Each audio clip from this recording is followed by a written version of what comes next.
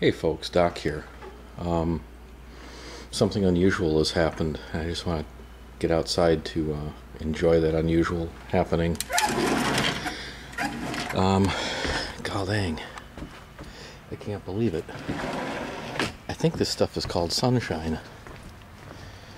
So, it's a perfect time to get out and check out what's happening in the garden. Let's see. Whoa, cool. This is so awesome. Look at that. I got 2 garbage cans full of dirt. How many gardeners can you say have garbage cans full of dirt?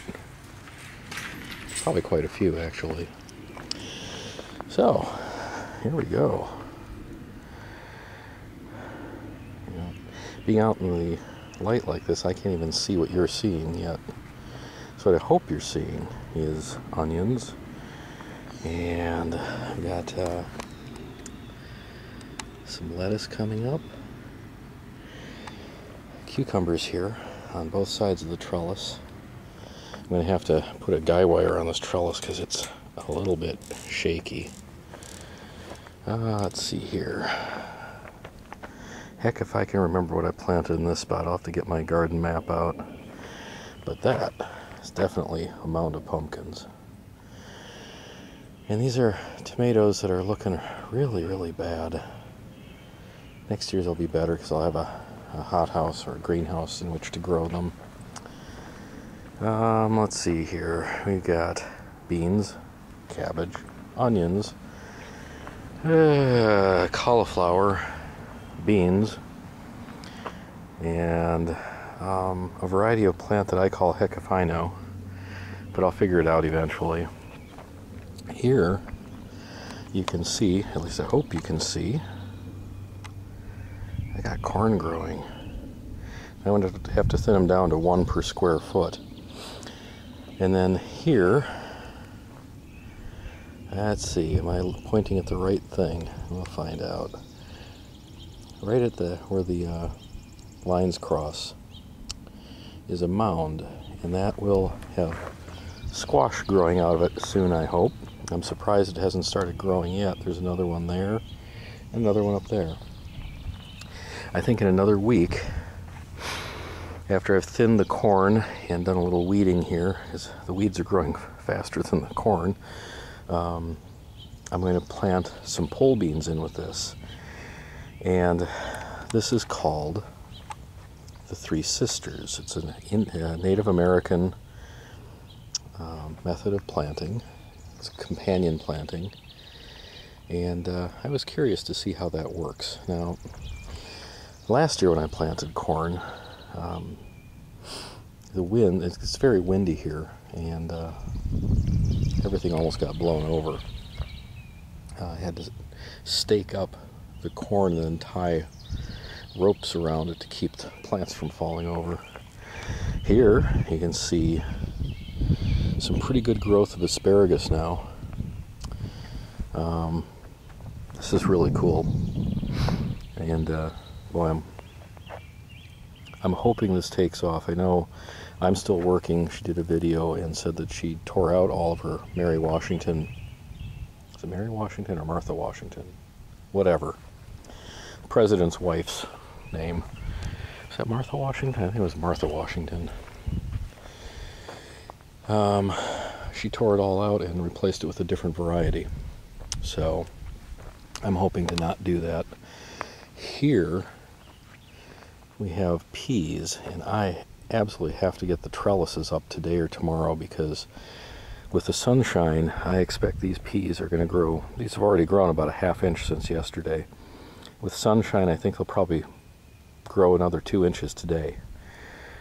They'll start vining soon, so I need to get trellises up so they have something to grow on. And you can see the rhubarb. The new ones are coming up really well. And the horseradish is doing nicely as well. I'm not terribly surprised about that.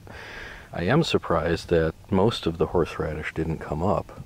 It looks, I think in between there, if I'm not mistaken, that might be another horseradish. I'm pretty sure it is.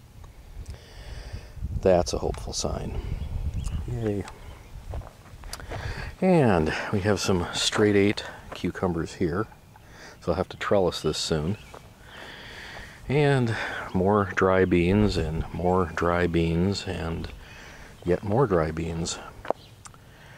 These blank patches here are for when I'm going to transplant the peppers out here. I've got some peppers to put in. More onions. These are, if I'm not mistaken, these are the white onions. And my zucchinis are definitely popping up. They're looking really healthy.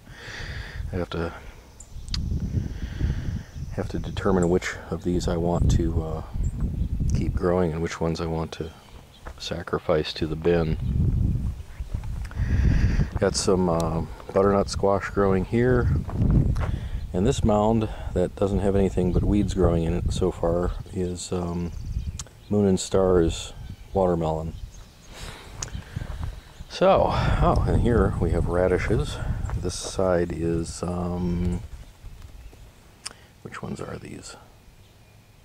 French breakfast radishes. Those are the icicle radishes. They seed save rather well. Those seeds were very, very viable. And here I have a few Swiss chard that I planted earlier in the year and then transplanted out here. They're not doing too well, but they're there. At least 3 of the 4 lived. And I see that my other Swiss chard that I planted from seed is coming up. Now, I have no idea what I planted over there. Again, I'm going to need to get my map out. Broccoli's doing well. Kohlrabi was too leggy. I grew it inside, and it's just extremely leggy, but hopefully it will survive. But the broccoli looks nice. That's from the co-op, so I can't take credit for raising that. And here's my bed of strawberries, and they are really, really coming up nicely. In fact, it looks like, oh yeah, let's see if I can get a picture of that. It is flowering. So I'm going to have to pinch those off. According to the vendor, the first year you should pinch them off, and that will promote runner growth rather than fruit and flower. So, that's my garden. So far, still have things to do. Like my rock pile is not getting any smaller. Oh wait, it is. I'm turning big rocks into small rocks, and then I'm going to put the herb spiral over there. But it's been raining so much I haven't had time. So, now let's prepare for a little philosophy here. These are the herbs that are going in my garden, by the way. They're looking really good. They need to get planted. All except that one right here. That is not an herb. That's a pitch pine. And my daughter demanded that I save it when I was digging up things in back to put in the fruit trees. She took pity upon this one little pine. Now over here we have the chives in full blossom, and you can't see it too well, but let's see if I can find a few. It's very, very difficult to see this. That might be one. This has been strangely attractive to houseflies. All these chive blossoms have attracted. Yesterday, during a brief rain respite, this thing was covered with houseflies. Freaked me out. I didn't see that last year. So, anyway, now to the philosophy. That garden there, maybe this is more politics than philosophy, I'm not sure. Can you imagine that at some point in the future, some government bureaucrat is going to come out here, find me, and demand that I dig up the garden, dismantle it, and get rid of it? Do you think there's a likelihood that that could happen? I do. Think about it. The reason that farmers are not allowed in many states to sell raw milk to the public is for the public's good, because there might be bacteria in that milk that isn't pasteurized. And that's a fair point. People have died from raw milk, especially immune-compromised people and children. Now here's the thing.